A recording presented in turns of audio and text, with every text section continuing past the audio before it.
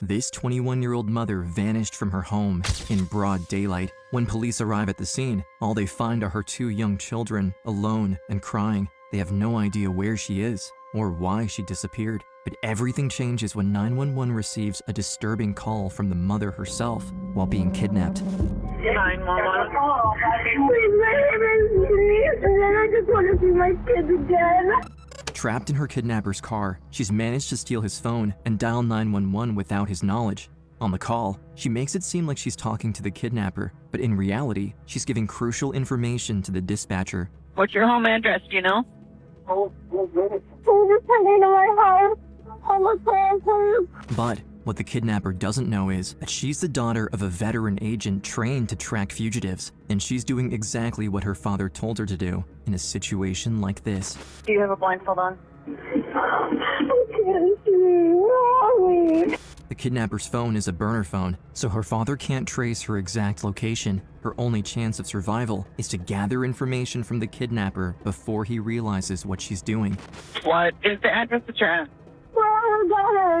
It's now up to her and her father to work together and leave more clues for him to follow, in the hope that he can stop whoever took her and find her before it's too late. I have helicopters, dogs, and every unit on it. I'm not going to give up until I find my daughter. Charlotte County, Florida. Sergeant Rick Goff met his wife, Susan, over 20 years ago, and together they've built their life in Charlotte County.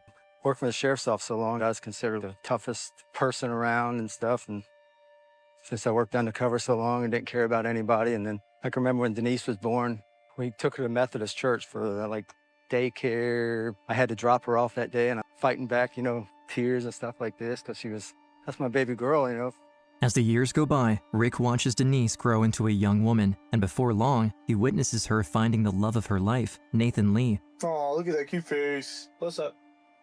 We started dating on January 19th, which, Valentine's Day is almost a month after that.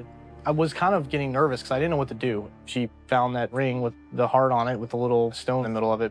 I know it doesn't sound very special or romantic, but that ring was more special than even her engagement ring. In 2005, the couple marries and sets off to begin a new life, buying a house in a nearby residential area. 3 years later, Rick has become the proud grandfather of two boys, Noah, a 2-year-old, and Adam, just 6 months. It's now January 17th, 2008. Around 3:30 p.m., Rick gets a phone call from his son-in-law, Nathan. He picks it up and immediately asks if they'd like to come over for dinner, but Nathan quickly cuts him off and says he's just gotten home and can't find Denise anywhere. I opened the door, and the first thing I noticed was the heat. It was super hot inside. I walked over into the bedroom because Noah was crying, but Denise she's not there, and I don't know where she is. Nathan said the kids were there by himself, and I knew for a fact Denise would never leave those kids in the house, so I knew something was wrong. Rick doesn't waste a second and rushes to his daughter's house.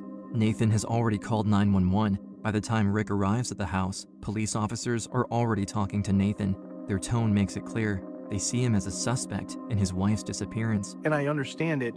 You watch a lot of these types of shows and it's always the husband. But luckily, Denise's dad arrived and that changed everything.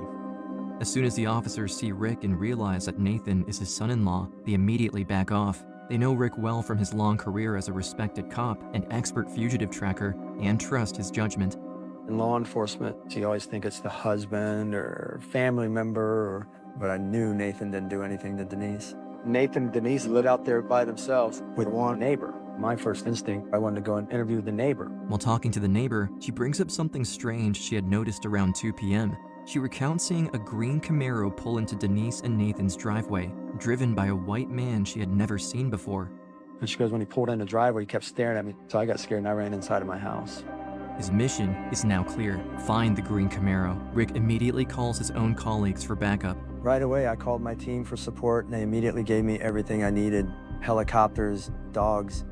Put out a bolo to FHP2, please, for a dark green Camaro.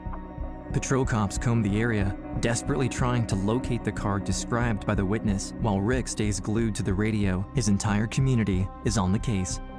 Before we continue Denise's story, we'd like to thank today's video sponsor, ZocDoc. Sponsors like ZocDoc help us continue